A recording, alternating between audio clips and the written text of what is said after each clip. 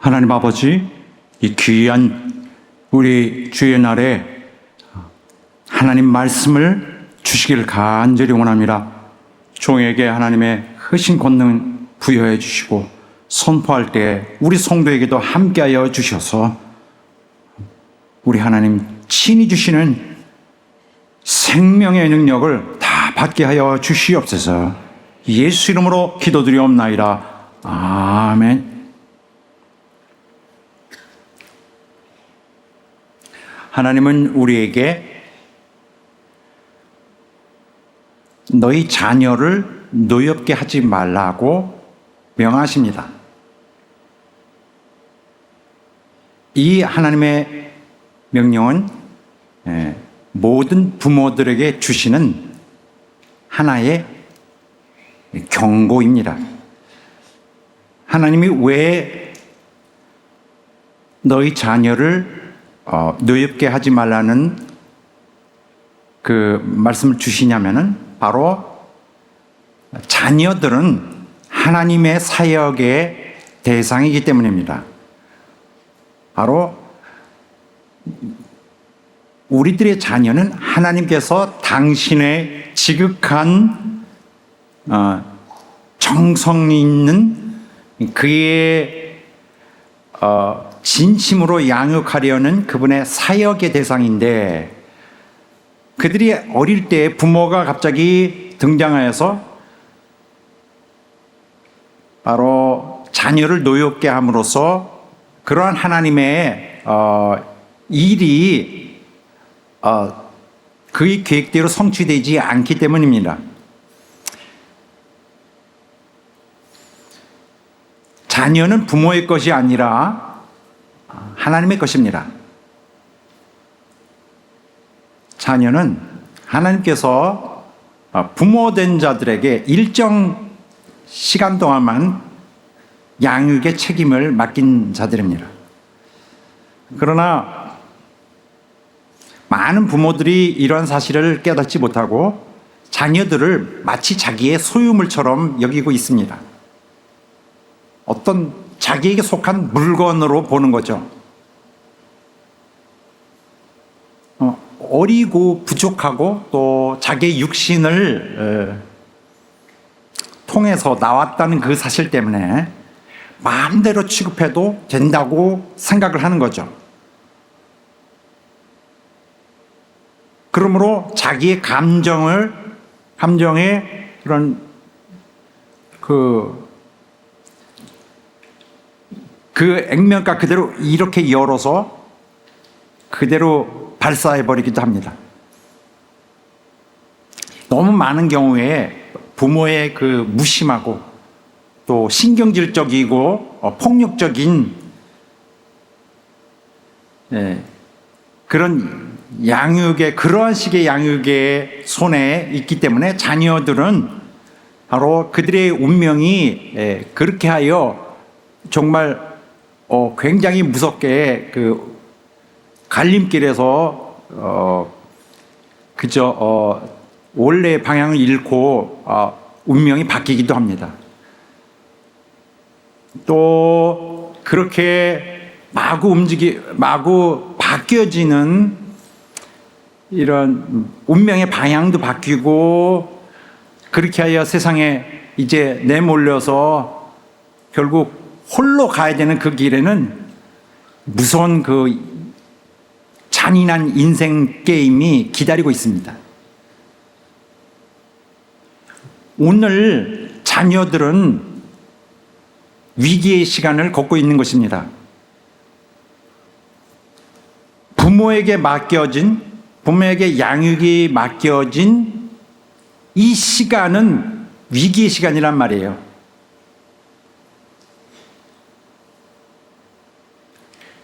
아무쪼록 자녀들이 무사히 지나갈 수 있기를 바라는 마음에서 우리가 마음으로 간절히 성공을 빌 뿐입니다. 각 자녀는 하나님이 지으시고 기르시는 존재인데 하나님이 낳으신 것과 다름없습니다. 각 자녀와 하나님과의 관계라는 것이 있어요. 내가 중간에 끼어들어서 방해할 수 없는 그들만의 관계가 있습니다. 그들의 인생, 또 그들의 영원한 삶 가운데 이토록 중요한 것이 없을 것입니다.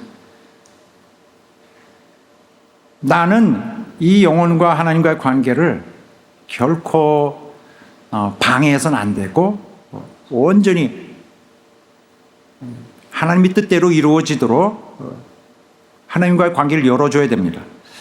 그래서 내 생각대로 아이를 이렇게 혹은 저렇게 할 수가 없는 것입니다. 다만 부모는 하나님께서 부모에게 그 양육권의 어떤 한계를 주어서 충실하게 길러주기를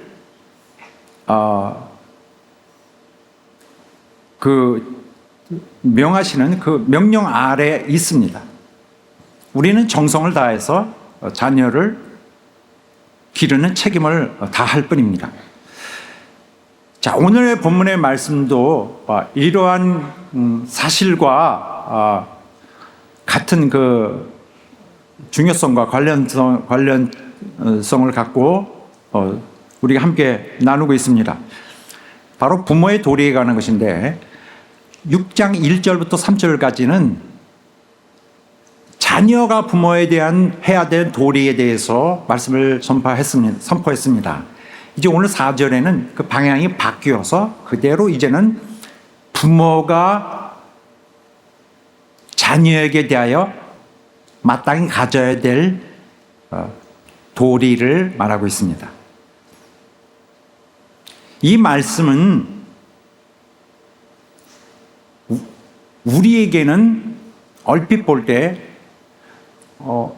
충분히 귀를 기울여 들을 수 있는 만큼의 어떤 그런 충격 정도가 그 정도뿐인데 과거에 이 말씀이 처음 주어졌을 때는 굉장히 강렬한 그런 메시지였습니다. 당시 사회 관습에 대단히 반하는 역행하는 그런 말씀이었죠. 당시에는 받아들여질 수 없었을 만큼 하나님의 입장에서는 성경 통하여 굉장히 긴급하고 강력하게 주어졌어야 하는 그런 말씀이었습니다.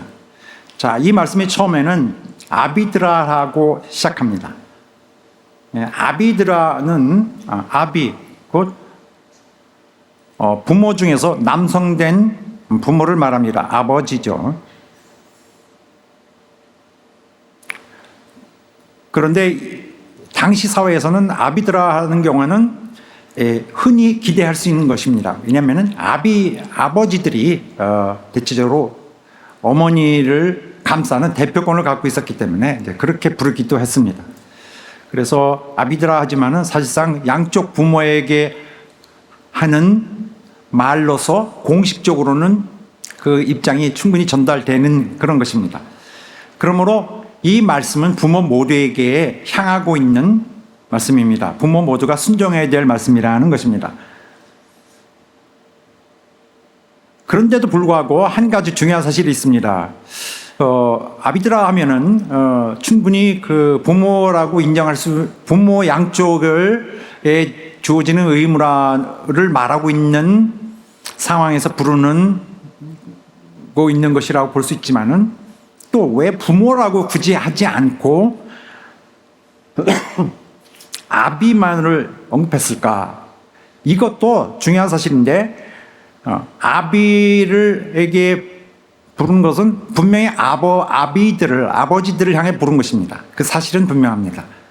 왜냐하면 당시에는 양육의 최종 책임이 아버지에게 있기 때문입니다. 사실상 기르면 어머니가 기를 경우가 많을 터인데 책임은 아버지에게 있습니다. 그래서 오늘 성경에 보면은 옛날, 그러니까 고대의 헬라, 로마, 그리스, 로마의 문화 환경을 갖고 있는 곳에서의 어떤 유대적 신앙 정신을 갖고 있는 이런 이 사회에서 최종 책임을 갖고 있는 자는 아버지입니다. 물론 로마, 헬라 다 거기가 아버지가 지배하는 가정 구조를 갖고 있어요. 그러므로 이제 즉시 알 수 있는 사실은 바로 가정에서 노여움을 줄 수 있는 사람이 누군가? 아버지입니다. 아버지를 향해 지금 주시고 있는 말씀입니다. 자녀를 노엽게 할 수 있는 자는 그 가정의 양육에 관한 한 최종 결정권자, 책임을 가지고 있는 자, 바로 아버지가 그 장본인이었습니다. 노엽게 하지 말라고 명령하십니다. 노엽게 하는 것은 우리도 쉽게 이 부분을 짐작할 수 있습니다. 노엽게 하는 건 어떻게 될까? 바로 이럴 때 그런 일이 이루어지죠. 어떤 상대가 내게 계속 반복적으로 또 계속 시간 지속되는 시간 동안에 어떤 행위를 하는데 상처를 줘요. 그런데 이게 계속 되니까 뿌리 깊게 그 아픔이 자리 잡게 되고 이 분노가 동시에 끌어오르게 되고 이 억울하고 분한 마음은 이제는 견딜 수 없을 만큼 밖으로 튀어나올 만큼 어떤 적개심이라는 적개심 혹은 적대심이라는 형태로 터져 나올 만큼 꽉 차 있는 걸 말합니다.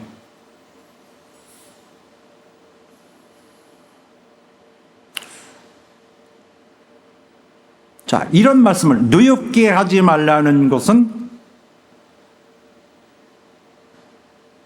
이 당시로 볼 때는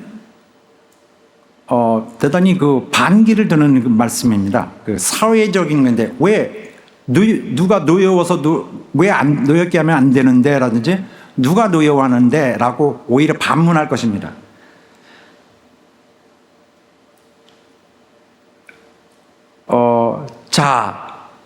왜냐하면 당시에는 그 인격적 존중 이런 것이 거의 없기 때문입니다. 자, 골로새서 말씀 보면은 똑같습니다. 아비들아, 자녀를 경록케 하지 말지니 그들이 낙심할 것이다. 자, 여기서 한마디 언급하겠습니다. 성경 말씀이 주어질 때는 어떠한 그런 사건들이나 역사에 대해서 특정한 역사적 사실에 대해서 배경을 두고 성경이 쓰여집니다. 그래서 그 사실을 알아야 되는데 그러므로 그렇게 하여 주시는 하나님 말씀은 그 이후에도 미래까지 쭉 우리 그리스도인의 삶의 길잡이가 되는데 또 생명을 유지해주고 생명을 주고 보존하는 길이 되는데 어떤 특정한 사건에 의해서 발생했기 때문에 그것에 의해서 쓰여진 글이 성경에서 이렇게 자리 잡고 우리를 인도하고 있는 것입니다. 그러므로 어떤 말씀들이 똑같이 적용되지 않을 수가 있어요. 자, 이를테면은 과거에 그 1세기에 그 헬라 또 로마 문화가 강하게 자리 잡고 있는 이 당시에 말씀이 오늘도 똑같이 활용되고 적용될 수 있다는 것은 어려운 데가 많이 있습니다. 그래서 성경은 그러한 충분히 훈련된 목자에 의해서 재선포되어야 될 것입니다. 그렇지 않은 모든 말씀은 받아들여질 것들이 많지만은 바로 이런 어떤 사회적 변화가 너무 많이 심하게 변화된 이후에는 조심스러운 재해석이 필요하고 어떤 일정 범위에서의 그런 조정된 원칙을 다시 규명하고 구축하여서 적용해야 됩니다. 자, 이런 사실이 있습니다. 과거에 이런 일이 있지만은 이거는 오늘날에는 이 정도의 범위 혹은 오히려 확대된 범위로 우리에게 받아들여진다. 이 정도의 조정은 필요한다는 말씀을 하고 있는 것입니다. 그러나 성경은 시대를 불문하고 어느 시대에도 다 아우를 수 있는 하나님의 영원한 하나님의 말씀이 거기에 다 담겨져 있어서 생생하게 놀라운 하나님의 능력을 그대로 불러오고 있습니다. 그래서 우리에게 최소한 우리에게 주시는 하나님의 영원한 진리는 또 우리 부모들에게 처해진 부모의 임무로서 우리가 알아야 되는 하나님의 견고하신 뜻은 분명하게 전달되는 것이 바로 이런 모든 성경 구절이 갖고 있는 그 힘입니다. 그리하여 어느 시대의 사람이든지 오래된 성경이라도 거기서 하나님을 친히 뵐 수 있기 때문입니다. 자, 이런 점을 먼저 말씀드릴게요. 그래서 그러기 위해서는 먼저 이 당시의 상황도 좀 설명해야 되겠습니다. 자, 당시에 이 에베소서가 쓰여질 때에는 바로 이 도시 에베소라는 곳에서는 다른 곳과 마찬가지겠지만은 여기에서는 바로 오늘 성경 말씀과 같은 경우는 굉장히 드문, 굉장히 예상을 할 수 없는 그런 종류의 말씀입니다. 왜냐하면 오늘과 너무 다르기 때문에. 가정에서 가정 구성원들끼리의 어떤 존중, 이것은 되게 어색해요. 그 당시엔 그런 게 없었거든요. 아랫사람에 대한 존중, 그게 뭘까요? 그 사람들은 그게 뭔지를 이해를 못하고 있었습니다. 아버지의 사랑, 따뜻한 아버지의 사랑, 그런 것이 어디 있습니까? 개념조차 없었던 것들입니다. 오늘은 당연시적으로 여겨지는 것이 아버지의 사랑, 어디든지 이해할 수 있는 이 단어 한마디로 아버지의 사랑, 우리가 능히 깨달을 수 있는 것인데, 당시에는 이것이 굉장히 좀 금시초문 같은 그러한 흔치 않은 개념이었던 거죠. 로마 법은 그래서 분명하게 우리가 알아야 될 것은 바로 이렇게 좀 대단히 차가운 사회였다는 사실입니다. 아버지는 자신이 소유한 그 노예들을 즉시로 또 그 가족 구성원이 누구라도 즉시로 그들의 삶과 죽음을 결정해 주는 자들이었습니다. 집에서 노예가 됐건 아니면 내 가족이 누가 됐건 즉시로 쫓아낼 수 있고 노예로 팔아버릴 수가 있고, 어제는 가정 구성원이었는데 내일은 노예로 팔아버릴 수가 있고 또 죽일 수도 있습니다. 누구에게도 책임을 묻지 않습니다. 얼마든지 할 수 있는 일이기 때문에. 자, 어린아이가 태어나면은 그 아이의 운명은 갓난아이인데 이 운명은 바로 아버지가 처음 나타나서 아이에게 행한 이 한 개의 행동을 통하여 결정이 됩니다. 아버지가 와서 아기가 그래 그리고 안아서 받아들이면은 주워들면은 아이는 살게 될 것이고, 모른 척하고 가면은 그 아이는 처분됩니다. 사회의 관습이 그렇습니다. 이런 것들이 굳이 많은 그런 설명을 필요 없고 그냥 이렇게 말없이 진행되는 그런 일이었죠. 그러면은 처분된다는 건 뭘까요?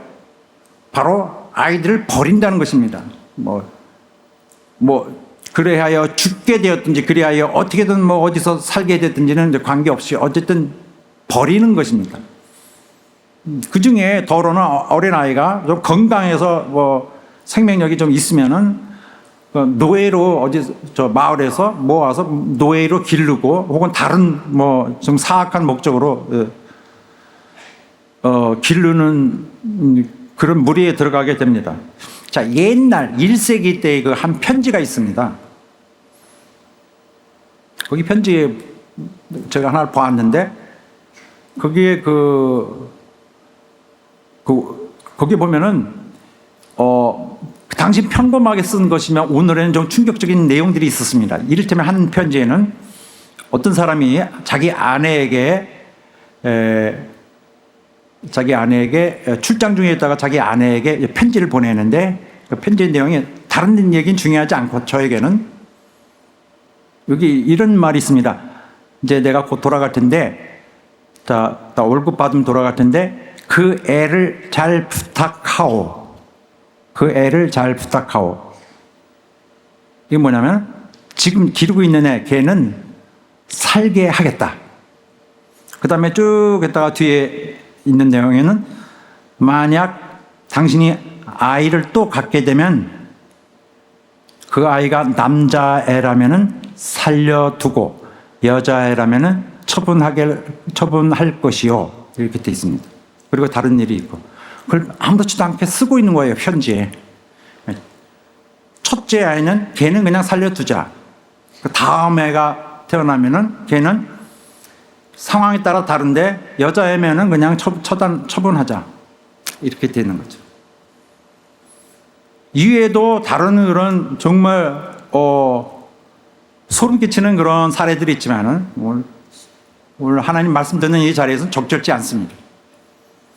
자, 과거에 이런 것이 당연하게 받아들여졌던 사회에 이 말씀이 주어졌어요. 정말 사회에 굉장히 역행하는, 사회의 관습에 반기를 주는 굉장히 강력한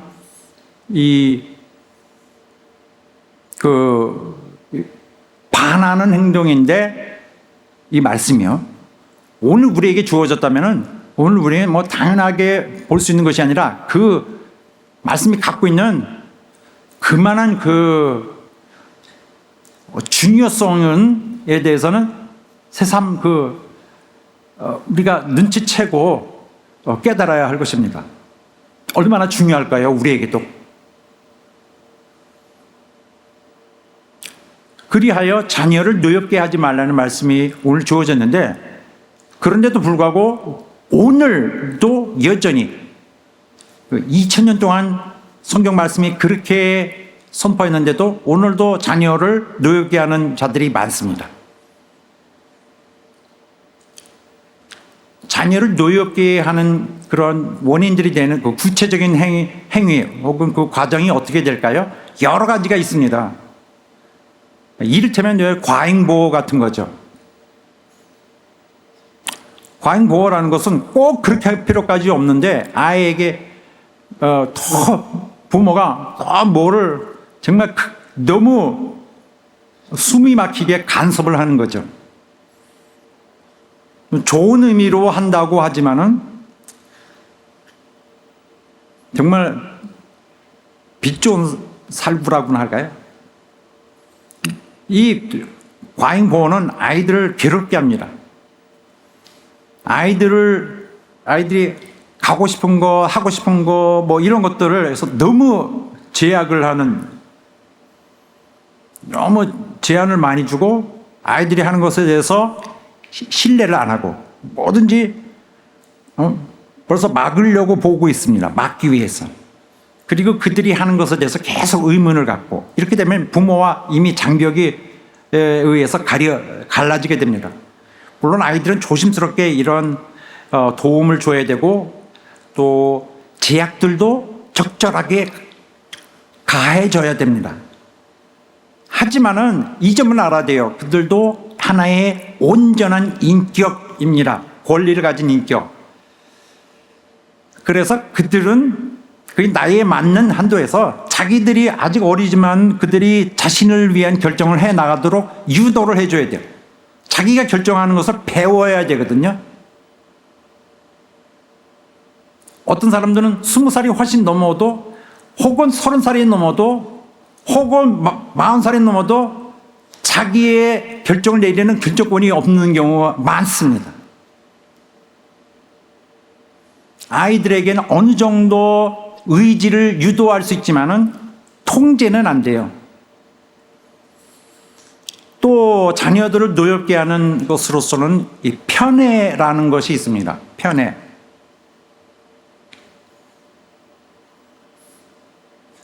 자녀들이 여럿 있을 때 이 자녀를 다른 자녀와 비교하면서 여기에 대해서는 비판하고, 넌 못하네. 저 애는 저렇게 잘하는데 너는 못하냐. 둘째 애는 잘하는데 너 첫째는 왜 못하냐. 이거 그 아이에게 정말 심각한 손상을 입힙니다.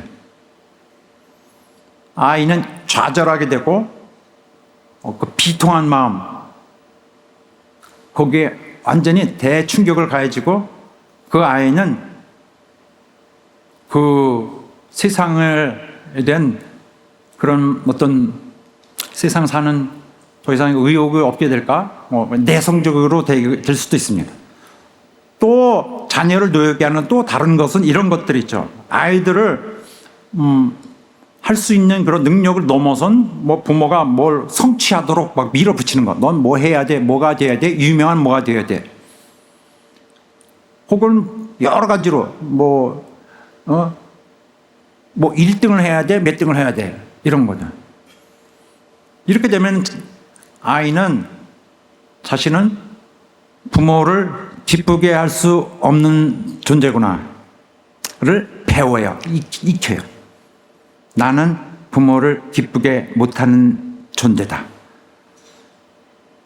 뭔가 잘 이루어도 또 다른 목적이 앞에 있어서 결국 그는 계속 어두운 이 길, 힘겨운 길을 계속 노예처럼 끌려다니게 됩니다.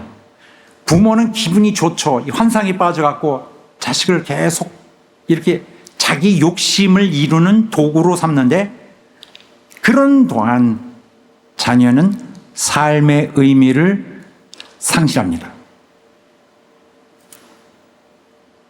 또 부모가 자녀들을 노엽게 하는 또 다른 것은 뭐냐면은, 부모가 칭찬을 하지 않게 함으로써 자녀로 하여금 낙심하게 하는 것.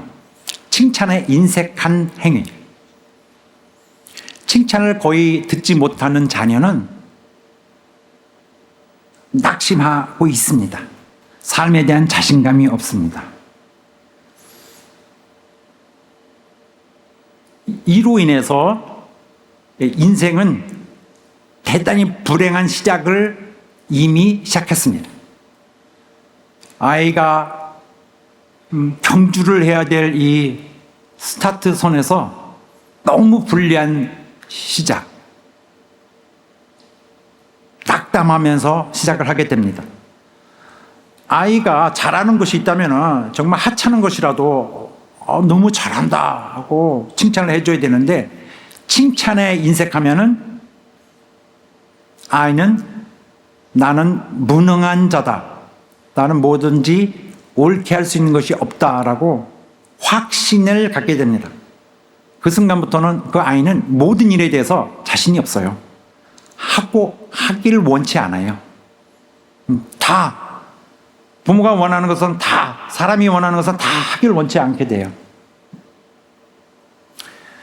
아이가 잘하는 것이 뭔가 있습니다. 그걸 찾아내서 칭찬을 해줘야 될 것입니다. 아이들은 칭찬에 목말라 있어요. 칭찬해 보십시오. 그냥 순간에 얼마나 용기를 얻겠어요. 그리고 부모가 그냥 잘했어, 그리고 매몰차게 등을 돌리고 이러지 말고요. 난 그래서 기뻐. 이게 부모 입장이잖아요. 난 네가 저렇게 잘하니까 난 기뻐, 난 행복해, 난 고맙게 생각하고 있어. 이런 느낌을 충분히 느끼도록 의사를 전달해 주면은 아이가 어떻게 될까요? 날개가 흘러서 독수리처럼 오르지 않겠습니까? 또 자녀를 노엽게 하는 것은 이런 것들이죠. 자녀의 존재에 대해서 소홀히 하는 것. 자녀의 존재를 예를 들어서 내가 나도 모르게 행동으로는 무시하는 것처럼 나타나는 것. 자녀가 볼 때 내 존재는 뭔가, 내 존재는 중요하지 않구나, 이렇게 하는 것. 가정에서, 물론 오늘날에는 이렇게 자녀를 많이 낳지 않기 때문에 그렇게 이런 일은 많지는 않을 거라고 생각해요. 자녀가 굉장히 막 10씩 낳고 이런 것들이 일반사라면은 부모의 눈이 한 번도 닿지 못한, 눈이 가지도 않는 아이들도 있을 것입니다. 하루 살다 보면은. 그러나 지금은 아이들이 기껏해야 많아야 셋 이 정도 되는데, 넷이면 이 사람은 어디 괜찮겠어? 이렇게 좀 걱정하는 상대로 상당히 많잖아요. 그래서 누굴 특별히 소외시키지 않겠지만은, 그러나 자녀를, 존재를 상대적으로 부모의 이런 게으름은 자녀의 숫자가 적을수록 더 향상됩니다. 그러면 자녀들은 오히려 나는 부모의 행복을 침해시키는 자인가? 나는 부모의 행복을 가로막는 자인가? 라고 조심하게 됩니다. 평소에 불필요한 고민인데. 그러면은 분하게 생기는 이 마음이 생기죠. 또 자녀를 노엽게 할 수 있는 것은 아이들이 뭐 미성숙하다고 야단치는 거. 넌 아주 철이 없냐? 어린애는 철이 없어야 정상이에요. 어린아이는 어린애 다와야 되고요. 또 어떤 성장 속도가 늦을 수 있어요. 그거는 그렇게 태어났어요. 하나님이 그 아이에게 그 짐을 주었어. 너 힘들지만 네가 견뎌봐. 내가 다 갚아줄게. 어려운 짐을 주었어. 성장이 느려. 그거에 대해서 불만할 수 없어요. 오히려 격려하고 더 기다려줘야지. 하늘이 정해진 속도 이상으로 할 수 없단 말입니다.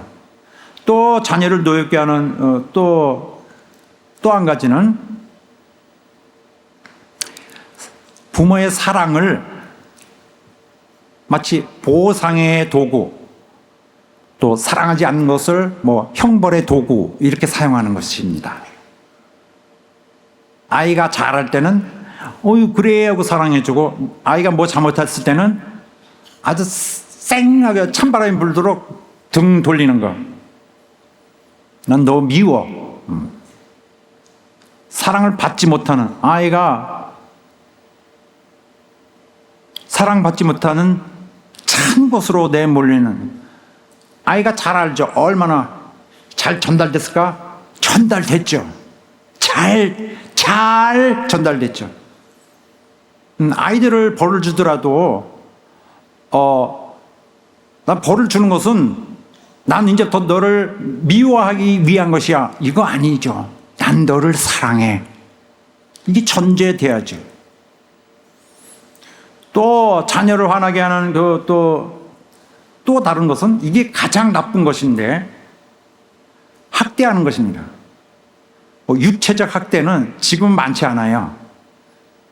옛날 4, 50년 전만 해도 매를 치는 것은 뭐 어느 가정이든지 매 치는 소리가 날 정도로 그거 흔히 있었으니까.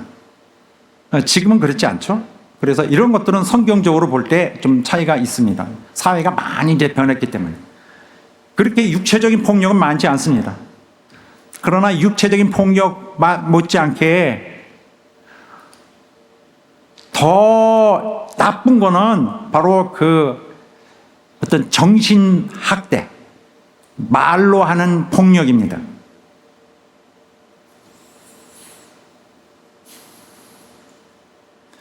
부모는 아이를 이 언어와 분위기로 압도하려고 합니다. 말도 몇 마디 안 했는데 우월해요. 이 주장을 논리적으로 확 하는데 엄청 비논리적이고 비합리적인데 굉장히 논리적으로 이렇게 포장해서 얘기를 해요.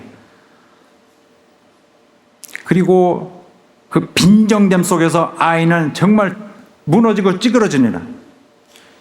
이거는 굉장히 심각한 해를 가하는 거예요. 다른 사람에게 하지 못할 말을 아이에게 하기도 합니다. 일반 사회에서는 누구에게도 하지 않습니다. 감히. 근데 자녀에게는 하기도 하죠.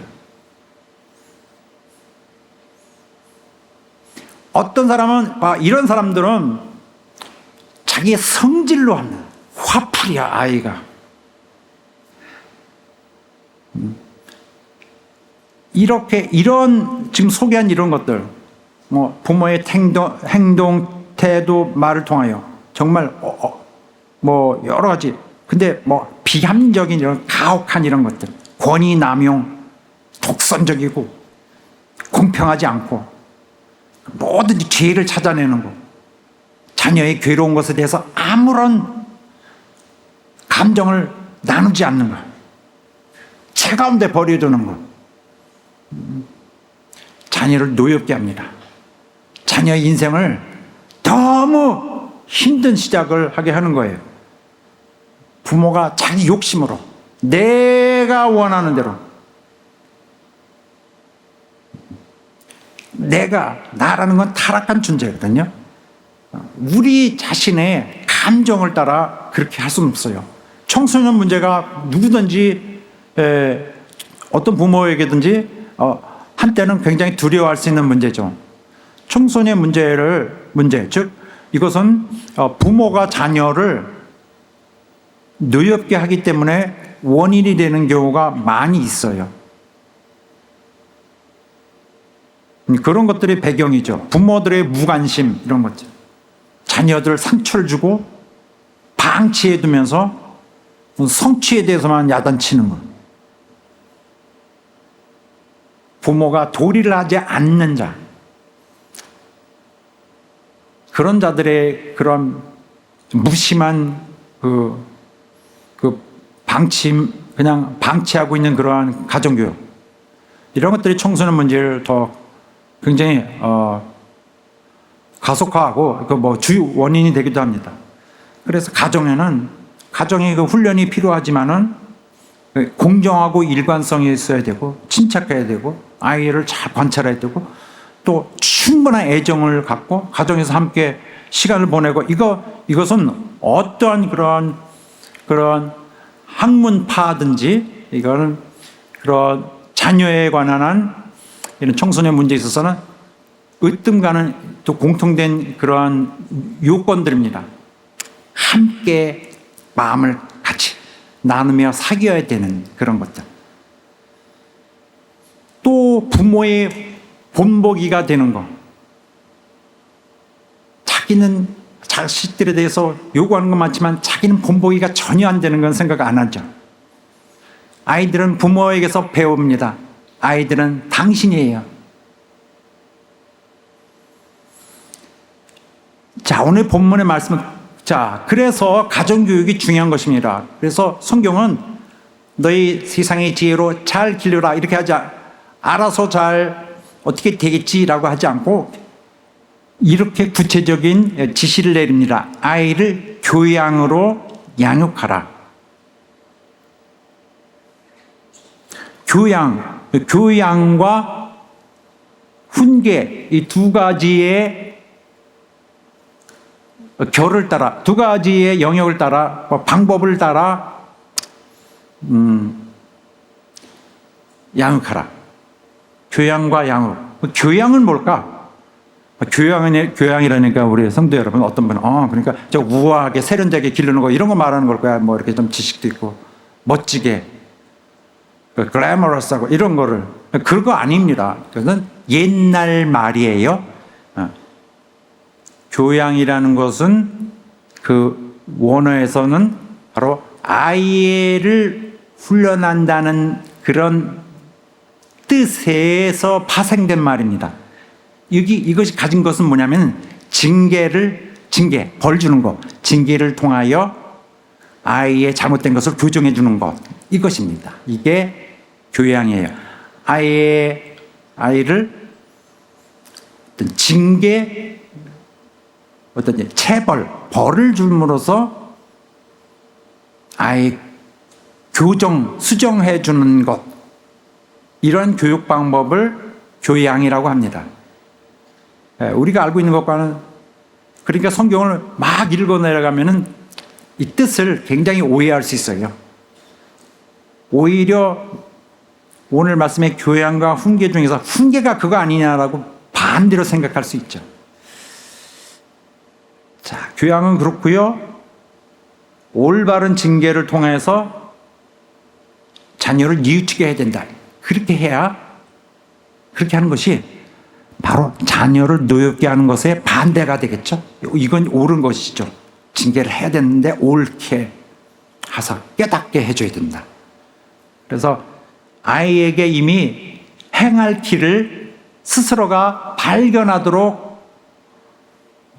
이때 이미 훈련을 해야 된다. 그러면은 죽을 때까지도 그 훈련한 것은 떠나지 않을 것이다. 부모의 책임이 얼마나 중요한 것을 한가하는 걸 나타내 주고 있습니다. 마땅히 행할 길을 아이에게 가르치라. 그러면 늙어도 그것을 떠나지 아니하리라. 그래서 우리가 사랑을 많이 얘기하지만은 징계는 필요하다. 그러니까 이렇게 말씀하면은 어떤 부모들은 이거 그렇지 않아도 말하는데 이거 잘 됐다 그래서 몽둥이는 먼저 찾으라고 그렇게 하시지 말게 바랍니다. 이거는 그런 뜻이 아니라 꼭 징계가 매를 드는 것은 아니거든요. 옳게 가르치려면은 그게 상하는 맞는 징계에 해당하는 그런 어떤 수단이 있을 것입니다.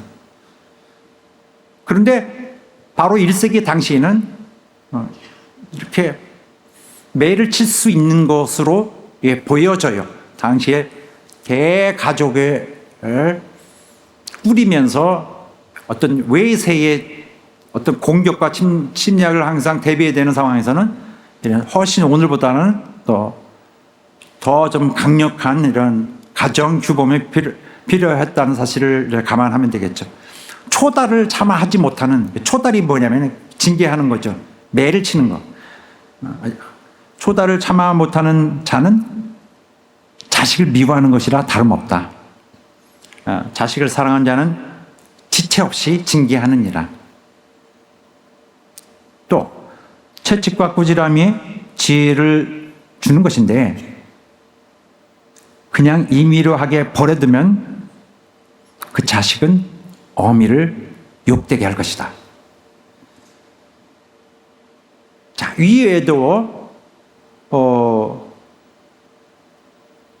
이래 구약 신앙은 자식에 대한 그런 바로 이러한 교양에 대한 중요성을 많이 충분히 말하고 있습니다. 이것의 중요성은 아이들로 하여금 아이들의 의지를 조종해 주는 것입니다. 아이의 틀을 만들어 주는 거예요. 아이에서 가장 무서운 그래도 제어되고 혹은 제거되어야 될 것은 바로 아이의 자기의 생각대로 하는 거, 자기 의지를 대로 마음껏 하는 거. 이것은 어느 정도는 아이 스스로가 컨트롤할 수 있도록 가르쳐 줄 필요 있습니다. 자기 의지를 꺾지 않는 사람은 구원받지 못합니다. 하나님을 믿는 신앙, 영혼의 생명을 얻는 신앙에는 실패하기 쉽습니다. 그렇게 해서 자기 의지를 그냥 놔두면은 아이는 자기 몸으로 살아가는 인생도 망칠 것이고 영혼도 망치게 될 것입니다. 자, 그리하여 이 프레임이 됐다고 봅시다. 이 틀, 인격의 틀이 됐다면 교양을 통하여 이제 채워 넣어야 돼요. 지식적인 것으로 교육 내용을 채우는데 이 내용이 바로 훈계입니다. 그래서 훈계로 양육하라. 교양이 어떤 행위적 체벌을 통한 훈련이었다면 훈계는 말을 통하여 아이를 훈련시키는 것을 말합니다. 이 두 개를 양쪽을 바꿀 수 있어요. 바꾸지 않고 교양이 바로 육체적으로 체계를 잡고 그다음에 이 훈계는 말을 통하여. 잠언이 그래서 있습니다. 잠언에 나온 말씀은 아이들의 훈련을 위한 절대적 지침인 것이죠. 세월이 아무리 가도 잠언의 말씀 정확하게 인간의 해부를 해놓고 있습니다. 그래서 어떤 사실적인 정보를 얻는다기보다는 옳은 행위와 태도들에 대해서 명확하게 날카롭게 이미 그려놓고 있습니다. 그래서 잠언을 통해서 옛 유대인들과 이스라엘과 또 그리스도인들이 교육을 해왔습니다. 그런데 사람들은 부모가 교육을 해야 되니까 내가 마음대로 해도 되겠구나. 이거 아닙니다. 바로 자녀에 대한 교양과 훈계의 양육은 주님의 것입니다. 주님의 것인 것으로 주님께 속한 것으로. 이게 핵심입니다. 부모가 자녀들에게 가르치는 것들이 많이 있어요. 자기도 모르게 가르치는 것들이 있어요. 아버지가 한마디 툭툭 던지는 거, 어머니는 하루에 툭툭툭툭툭 던지는 것들이 있죠. 그 뭐겠어요? 꼼수, 세상 꼼수. 그럴 때 그냥 모른 척하고 나오지 그랬어. 뭐라든지, 괜찮아, 신호 한번 어겨도 상관없어라든지, 그걸 그냥 두고 왔어. 그냥 다 부러뜨리고 오지 그랬어. 이렇게 하든지, 그런 거. 그냥, 그럴 때 그냥 집어와. 네 주머니 들어가는데 뭐가, 이거, 꼼수 말고요. 자기들이 죄악 세상에서 헤매다가 주워든 악한 죄들 말고요. 주의 교양과 훈계만을 가르쳐라. 그래야 성령의 인도하심이 따르고 성령의 능력이 따르고 그 아이가 하는 일에는 하나님의 영광, 그리스도의 영광이 높여지는 일이 발생할 것이다.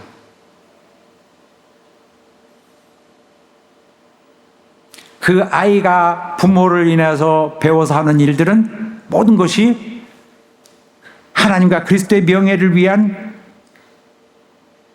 아름다운 열매들이 될 것이다. 기준이 주님의 뜻과 주님의 말씀에 있다는 것을 강조하고 있는 거예요. 아무 가르침이 아니라 주께 속한 교육. 자, 우리가 마지막으로 이거 언급해야 되겠습니다. 바로 성경이 겨냥하고 있는 날카로운 눈으로 겨냥하고 있는, 노려보면서 겨냥하고 있는 것이 바로 이거죠. 위협적인 아버지, 폭력적인 아버지. 성경은 이런 아버지들을 경계하고 있습니다. 가장 위험한, 잠재적으로 가장 위험한 파괴자. 자녀들은 아버지의 소유가 아닙니다. 자녀들은 자기들의 권리를 갖고 있고 그들의 존엄성은 하나님에 의해서 확증되고 있습니다. 성경이 말하는 것, 성경이 갖고 있는 이 정서는 바로 항상 위협적인 아버지는 자녀의 존엄성을 파괴하고 그의 인생을 슬프게 한다는 것입니다. 그리고 그 아이로 하여금 자기 앞에 놓인 운명을 어둡게 한다. 그러나 누구도 자녀에게 그렇게 할 권리는 없다. 자녀에게 부당한 상처를 줄 자격은 없다. 항상 자녀를 사랑으로 대하고 또 잘못한 것은 정당한 어떤 매너로 침착하게 설득하여서 바로잡는 것이 되어야 된다. 자녀에게 가혹한 사람이 되지 말고 사랑하는 사람, 자녀를 사랑하는 사람, 자녀에게 부드러운 사람이 되라.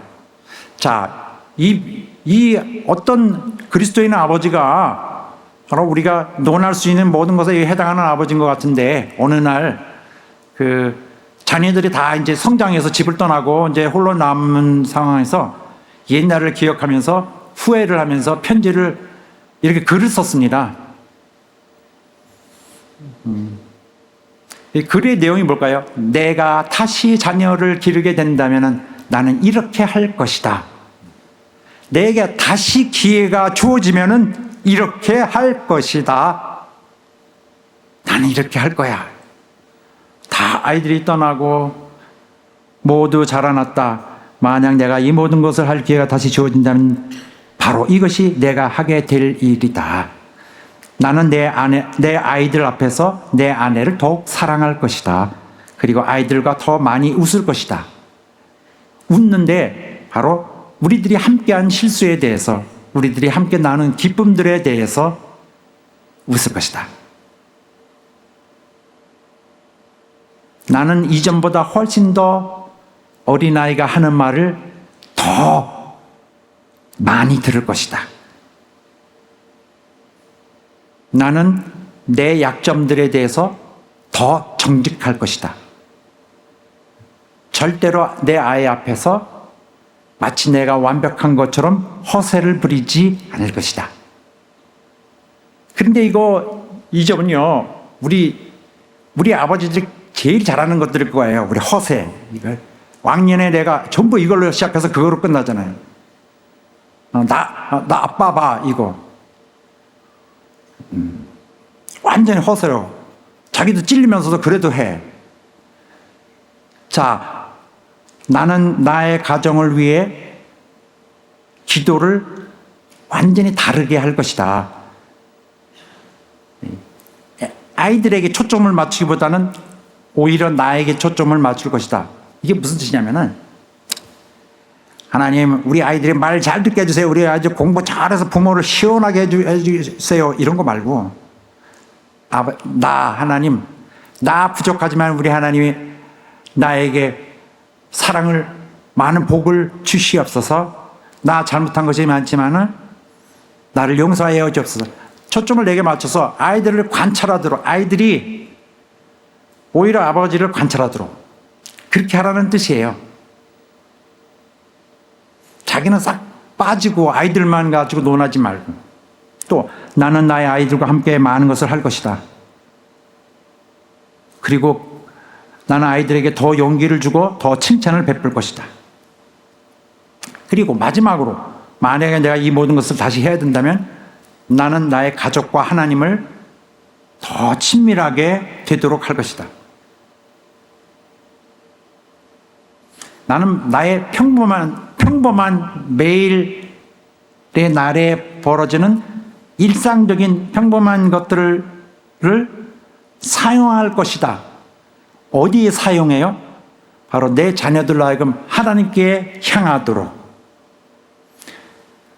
아무런 특별한 것이 아닌 평범한 것들이라도 내 자녀들을 하나님께 향하도록 하는 유용한 것으로 사용할 것이다. 이렇게 했습니다. 자, 부모로서 이보다 더 구체적이고 더 나은 그러한 판단이 있겠습니까? 바로 이거죠. 모든 부모들이 후회하는 내용의 최고의 핵심을 다 담았다고 나는 봅니다.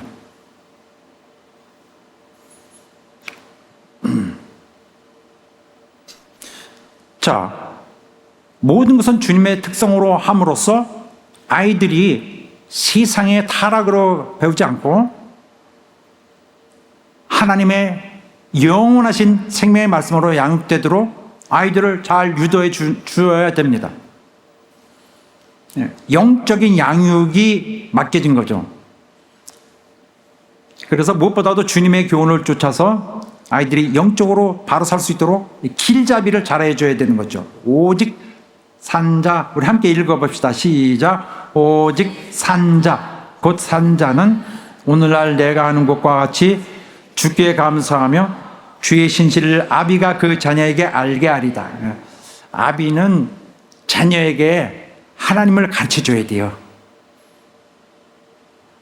정말 뜨겁게 사랑한다면은 그의 가르침에 하나님이 함께 하실 것입니다. 아이는 하나님을 번쩍 쫙 플래시백처럼 보게 될 것입니다. 자녀를 자기 소유물인 것처럼 여기고 권위를 내세우며 강압적으로 하는 일을 안 됩니다. 하나님이 우리를 사랑하셨듯이, 하나님이 그 숱한 세월 동안에 그의 백성을 사랑하셨듯이, 참고 기다리셨듯이 헌신적으로 사랑해야 될 것입니다. 자식들로 하여금 하나님을 인식할 수 있도록, 언젠가 하나님이 그들에게 정말 거대한 음성으로 다가왔을 때 그 음성을, 아이가 익숙해진 그 음성을 알아야 돼요. 하나님의 느낌을 갖고 있어야 됩니다. 자, 그렇게 하여 자녀는 하나님의 소유인 것을 알고 자기 소유가 아닌 소유권을 분명하게 해야 됩니다. 두려운 마음으로 책임감 있게 양육을 해야 됩니다. 그렇게 하면 그 가정의 축복은 확보되고 하나님의 약속과 모든 계획은 옳게 성취될 것입니다. 할렐루야. 그런데 이 말씀을 드리는 동안에 마음이 기뻐지기보다는 마음이 슬플 자가 많을 거예요. 이것은 모든 부모의 슬픈 소식입니다. 우리 모두가 함께 나누는 우리의 공통된 연약함입니다. 바로 성령으로 하지 못한 자들이 그러한 하나님의 뜻을 마음에 담고 실행하지 않기 때문에 평생 이 수준에는 못 미쳐요. 다라고 보다는 많은 분들이. 그런데 이 말씀 듣고 난 다 지났는데 왜 저런 말씀 하시나? 나 그냥 잊어버릴래. 그래서 아픔을 덜어버리자, 생각하지 말자. 왜 덜어버려요? 왜 자신이 홀가분하게 벗어버리려고? 내 아이에 상처를 주었는데 벗지 마세요. 나는 평생 회개하는 것입니다. 부모들이 난 몰라 잊어버리자.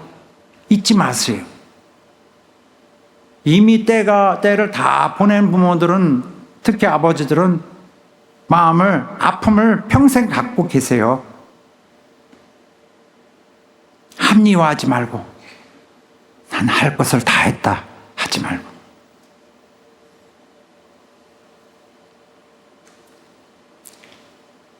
자녀가 되었건 부모가 되었건 우리는 함께 우리 하나님을 향해 끊임없이 달려가고 하나님의 행복을 향해 끊임없이 추구하며 달려갈 것입니다.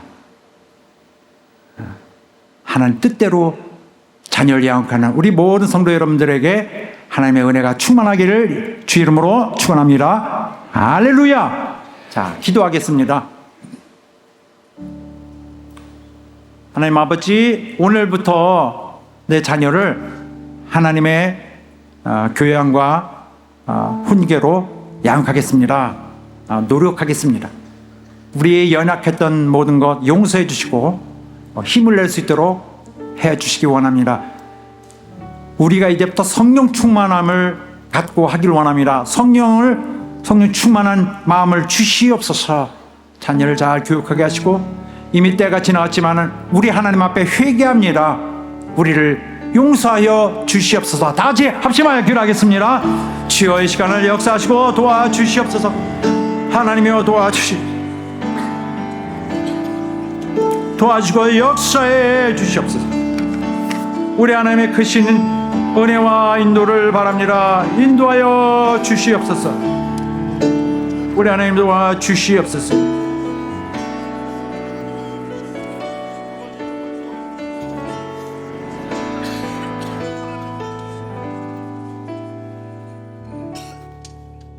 하나님 아버지, 오늘 말씀 듣는 우리 성락인 모든 우리 영혼들 도와주셔서 우리 하나님께서 우리를 잘 보존하시고 영원한 나라로 이끄시려는 그의 철저한 또 견고한 집념을 잘 생각하며 부모는 부모에게 주어진 모든 책임을, 자녀는 자녀가 받아야 될 합당한 교육을 위하여 다들 진비케 하여 주시옵시고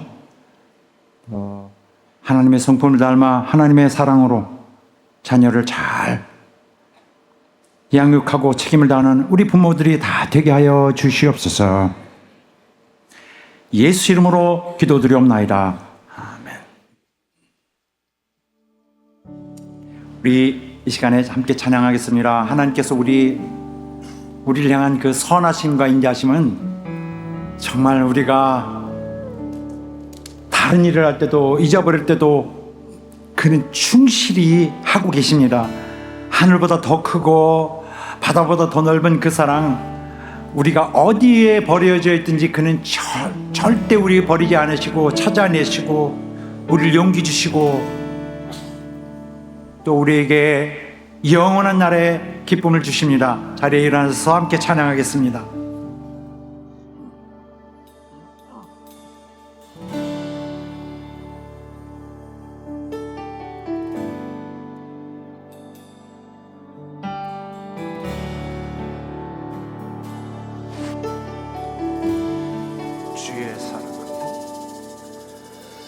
주의 사랑을, 주의 선하심을, 주의 은혜를 생각해보라. 하늘보다도 더 높으신 아버지의 사랑 크고 놀랍네. 아버지 사랑 크고 놀랍네.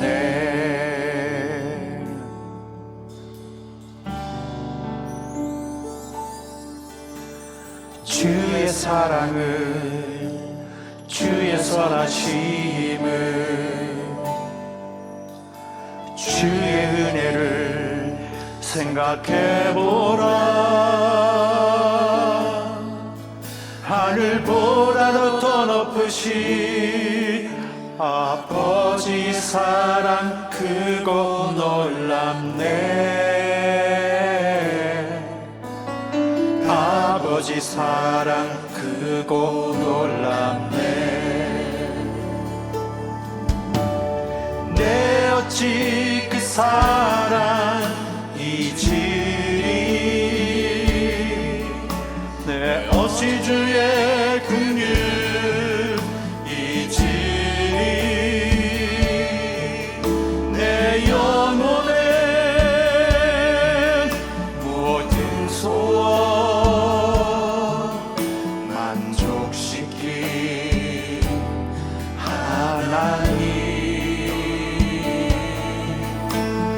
나 길을 잃고 헤맬 때 그 사랑 날 찾아 내셨네. 내 영혼의 모든 소원 만족시킨 하나님. 주의 사랑을, 주의 선하심을, 주의 은혜를 생각해보라. 하늘보다도 더 높으신 아버지의 사랑 크고 놀랍네. 아버지 사랑 크고 놀랍네.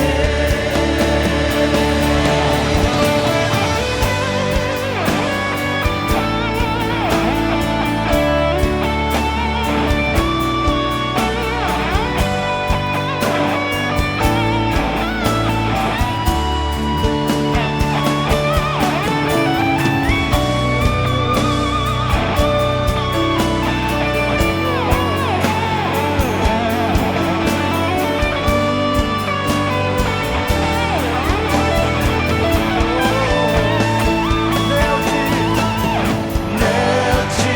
그 사랑 잊으리. 내 없이 주의 긍휼 잊으리. 내 영혼의 모든 소원 만족시킨 하나님. 나 길을 잃고 헤맬 때 그 사랑 날 찾아 내셨네. 내 영혼의 모든 소원 만족시킨 하나님. 주의 사랑을, 주의 선하심을, 주의 은혜를 생각해보라. 하늘보다도 더 높으신 아버지의 사랑 크고 놀랍네. 아버지 사랑 크고 놀랍네. 아버지 사랑 크고 놀랍네. 아버지 사랑